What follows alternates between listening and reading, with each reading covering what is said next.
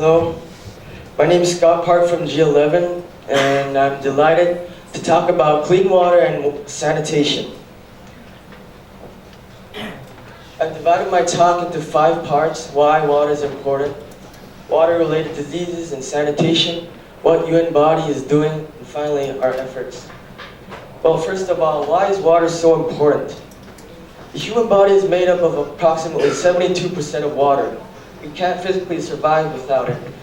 Even scientists mandatorily give water to rats inside the cage because if the rats inside the cage don't have enough water in their body, they'll eventually kill each other and eat each other to get water from other skin.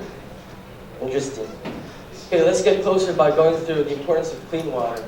Each person needs 20 to 50 liters of safe fresh water a day for drinking, cooking, and cleaning.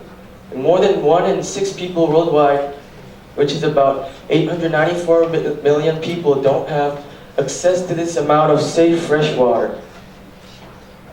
So you see that water is very important to us, but the thing is that we don't have much of it.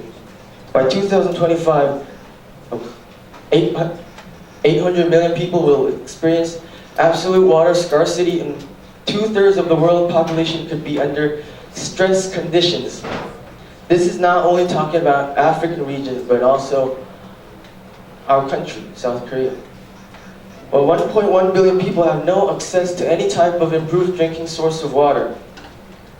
Now we will talk about 2 main water-related diseases, arsenic and dracunculiasis, in order. First of all, arsenic is highly toxic in its inorganic form. Contaminated water used for drinking, food preparation poses the greatest threat to public health from arsenic. It's naturally present at high level in the groundwater of a number of countries, including Cambodia. Many people from other countries came to Cambodia to make a well for the Cambodians. At first, they worked out pretty well. They got the water, they made the well. But later on, many people got sick who drank that water, and scientists found out that there were too much arsenic in the soil and the water, leading to the conclusion that if the soil is contaminated, then the water is contaminated, and if the water is contaminated, then also the soil is contaminated. The second water-related disease is dracunculiasis. It's a crippling parasitic disease, a long thread-like worm. It's rarely fatal, but infected people become non-functional for weeks. From the time infection occurs, it takes between 10 to 14 months for the cycle to complete until a major worm emerges from the body. Think about it. How disgusting is it? A worm coming out from your body? This is a picture of me from the statue at the World Health Organization headquarters in Geneva, where my dad worked for the UN. This kid at the front, not this cute guy, this kid. This kid's leading his dad because his dad is very sick. He's a blinded man. He drank contaminated waters like dracunculiasis, arsenic. So, yeah, this kid didn't go to school because of his father. At the first of the 21st century, unclean water is the world's second biggest killer of children. 1.6 million people die every year from diarrheal diseases, which is the leading cause of disease worldwide. 133 million suffer from high-intensity intestinal helminths, which is one kind of a parasitic worm infections. Assuming that we are all bored, I have a very fun question to ask.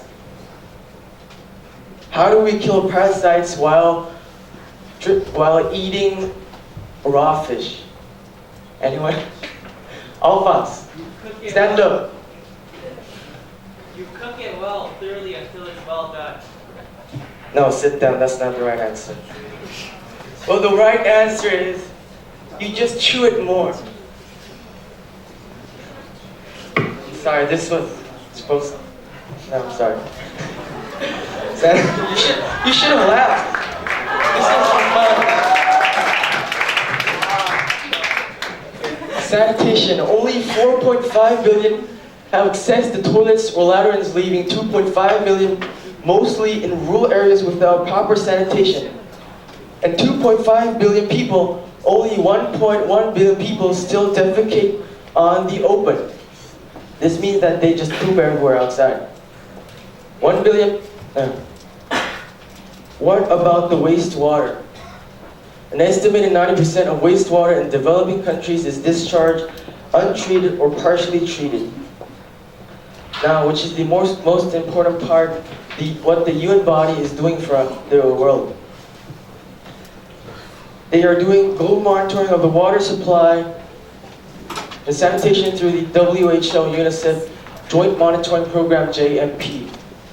WHO is making guidelines for drinking water quality and revision from WHO's guidelines for safe use of wastewater, supporting to improve hygiene behaviors and gender aspects. Call for experts to provide household water treatment devices for people under poor sanitation. They also made an event, a very interesting one, the World Toilet Day. They made it in November 19th, because just everyone just poop everywhere. And then if they just poop everywhere, then the soil would be contaminated, which means that also the water would be contaminated. Because of these things, the world has improved more than we thought, pretty well. UN is providing a report every year on the progress on drinking water and sanitation. Almost 2 million people gain access to improved sanitation, and 77 countries have met the MDG target. More than half the world's population, almost 4 billion people, now enjoy the highest level of water. It seems to work out pretty well, but much remains to be done. More than 7 million people still lack ready access to improved sources of drinking water. More than 1/3 of the global population, about 2.5 million people, do not use an improved sanitation facility. And of these 1 million people, still practice open defecation.